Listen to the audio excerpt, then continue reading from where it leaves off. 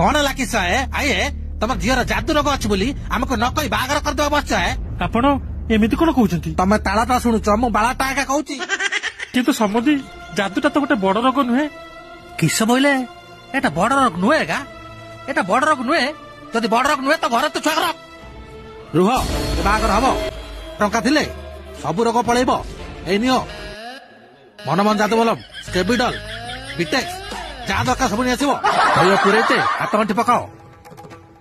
बुझिल शंकरा महांती मु बहुत जालिया देखी रांडी पु अंता देखी मिछुआ रधा देखी हेले तम भाया जी मरा शंकरा देखनी बाहागर कथा दे सारी बेदी उपर हाथ गंठी पड़ला बेलू तुम जादू कथा उठाउच छी एटा किस्सा है दमन बाबू किंतु मन रख तम उपर भरोसा विश्वास करी मो भौणी आज तुम घर को पठाऊची आ जदि कोन ता आखिरी लुआ आसे तो तुम लुंगी खोलिक बाड़ेबी